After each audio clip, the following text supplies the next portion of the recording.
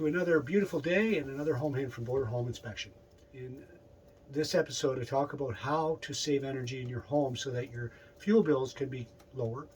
And we're going to talk about various ways you can do that and various ways that the cost versus benefit analysis, once that's done, you're going to find that it doesn't make sense to do certain things. In the last couple decades, the industry of home energy savings has skyrocketed. And in recent years, there's some initiatives by the government to decrease the amount of energy that you would use, in the goal, I suppose, in the government's mind, is saving the planet.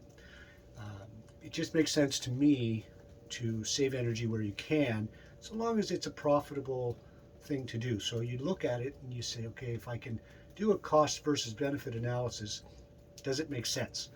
And if it makes sense, then why not do it? I'm not talking about changing things just to have the newest, biggest, best, most efficient system. I'm talking about doing things that help you to save energy, be more comfortable, and if all of that put together means that you're going to use less fuel, and if you're burning wood, let's say, you're going to use less energy, therefore you're going to cut up less wood. If you could throw in a few less logs because you've tightened up the building envelope around your home, then that would be a good thing all the way around. It's just a win-win. The purpose of this video is not to say, get out there, get yourself some solar panels and some windmills and, save the planet. That's really not the point. The point is, go for a walk around your house, take a look at where you can improve on where you lose your energy. And in this video, I'm going to show you through the thermal camera in particular where energy is lost. The second thing that I do is I put a blower door in one of the doors of your home and I depressurize the house. By doing that, it means that you can really spot the leaks. So in this case, because it's colder outside at the present time, you can spot those leaks through the thermal camera. So you can see where air is coming in under the floor, or where you might not even expect for there to be a leak. But around windows and doors, you do expect there to be leaks there. And if you watch a video I did recently about plastic around windows, that's a good thing you can do. That's a temporary thing, but sometimes temporary, just every winter you do it. It's the most cost-effective way to keep your house warmer and use less energy and feel more comfortable.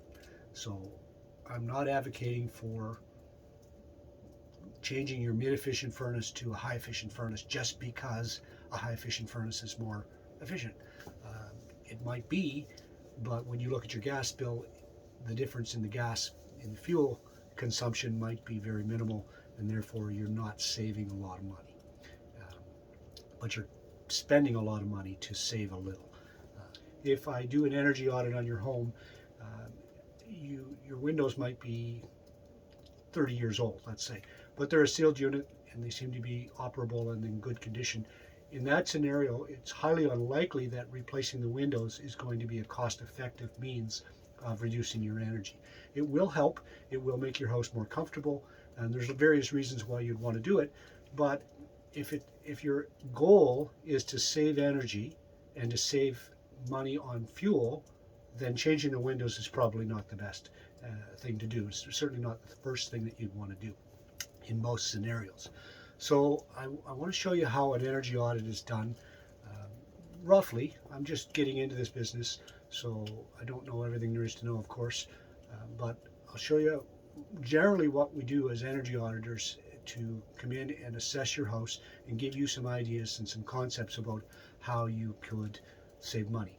So it doesn't matter if you live in a new home or if you're living in a century home. You probably can save money in some ways. So oftentimes that's done through the building envelope. So we look at the building envelope, how is it comprised, what is the R value, what are the materials used. But oftentimes in the newer homes, the envelope is pretty good, but maybe you could save money by installing energy efficient appliances, for instance. And again, the whole concept of energy savings is to save you money For some people, it's all about the environment. It's all about the planet. And that's fine. If you're that type of person, you want to save the planet, great. But if you're like me and you just want to reduce your fuel bills and be good to the environment at the same time, if if it makes sense to do it, then you should do it if you can afford to do it. And let's face it, not everybody can afford to do it. So I'm a realist. I believe that you should do what you can do within your means. And sometimes it's pretty simple. Sometimes you can do some pretty small things to make a big difference. And that's what this video is about. And I'm hoping that some of you will be helped by what I show you here. So let's get started. We'll have a look and see some areas that you might be able to improve your house. So to recap, let's talk about the most common areas where you could reduce your drafts, because drafts are the one area in your house that is going to overcome. So if you've got air coming in along the bottom of the floor, like you can see in this video, and that's a hard one to detect without the thermal camera, but if you suspect it could be there, on a windy day, for instance, you can go out and check it out yourself. Check around your windows and doors. Sometimes your windows are not even locked properly. You should make sure that they're locked in the wintertime. Maybe you want to put some plastic on the windows, like I had said earlier. Take your baseboard off and seal around the baseboards so that you can seal under the baseboards first, and then if you have to, you can caulk around the baseboards themselves. You want to stop the air from moving into the house in ways that it's not controlled. And your receptacle covers, if you could take your receptacle covers off and put gaskets behind them. If you have gaps in your windows, like missing handles like you see here, then that's another area. You could tighten that up somehow. I started with draft control because that's the simplest thing you can do for yourself to help improve your energy footprint and your bills, of course. Some other things you might want to consider, a little more costly. I would say the next thing I would look at is insulation in the attic space. You want to have lots of insulation in the attic space, and you want to have a good vapor barrier up there if you can have it. Depends on how deep a retrofit you want to go, but more insulation is better. One last thing I would say is a good idea to do would be to insulate your basement walls. A lot of the older homes either had no insulation or they only insulated down 4 feet.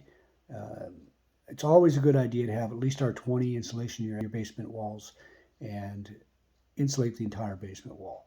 Any bare concrete acts like a heat sink, and heat energy is absorbed out into the ground through the concrete, which has almost no R value.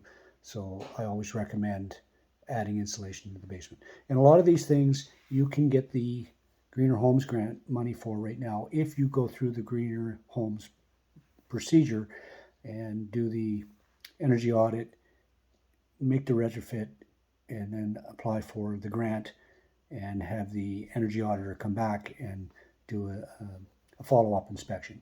And these are things that I'm hoping to be able to do soon. So for those of you that are interested in taking the energy savings a bit further, so instead of just reducing a few drafts here and there, that's the biggest thing you can do almost for free. But if you want to take it further, let's say you're planning a renovation and you're going to change the doors, you're going to re-insulate, you're going to change the siding, those sorts of things, then you might want to consider looking into the Greener Energy Homes Grant by Natural Resources Canada. So the goal there, of course, is to have Canadians use less energy. You can apply for a grant, and you have to have an energy auditor come to your home, evaluate your home, and give you a rating. So let's say a home built in 2015 would have a rating roughly, we'll just use round numbers, we'll say 100 gigajoules per year. That would be an average energy use for that home. That would be the appliances, the heating costs and cooling costs, and anything associated with keeping the home as comfortable as you want to. So now what you can do is you can apply for this grant, you can get that rating, and the auditor, the person that assesses your home, will look at all the factors and say, okay, here's a few areas where you can improve on your home. I recommend that you do this first, then you would look at doing this, and if you really want to go, you can do this. For instance, maybe something that some of you would consider would be solar panels, or windmills. You can apply to the government for grants after you've made the changes, and then the auditor comes back, does another evaluation to make sure the work's been done according to the standards and requirements of the government, and they'll give you some money. Now, I don't generally recommend that you do this specifically to save money, because oftentimes you're not going to save money. If you spend $30,000 to get $5,000, then it doesn't make a lot of sense. But if you're spending $30,000 anyway, then it makes sense to take advantage of the grants. And if you're not considering doing anything because you can't afford it, there's also a interest-free loan, I believe, for $40,000 that you can apply for to make changes from retrofits. Again, you want to have good reasons for doing this. If you can't afford to do it, then you probably shouldn't do it.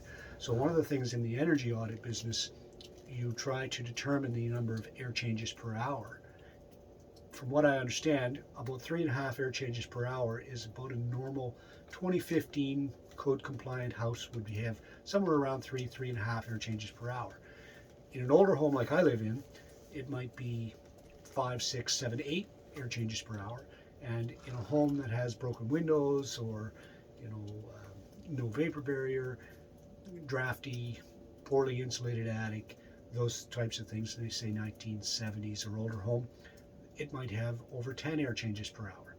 So tightening up the building envelope in particular is the best thing you can do to reduce energy. One other area that is often a problem area would be fireplaces or wood stoves. So if you are venting other appliances in the house and you depressurize the house, when you open up your wood stove, then the smoke from the wood stove, from the wood, would come back through the door into the house. And that's referred to as the stack effect as well. And that will cause the house to make a better chimney than the chimney. So the smoke would prefer to come into the house. A lot of you suffer from that problem. And there's other ways to mitigate that problem outside of changing the way the air is removed from the house. Changing the way the chimney is installed is a good one that will help that problem too. So there's a few things that we look at when we're doing energy audits.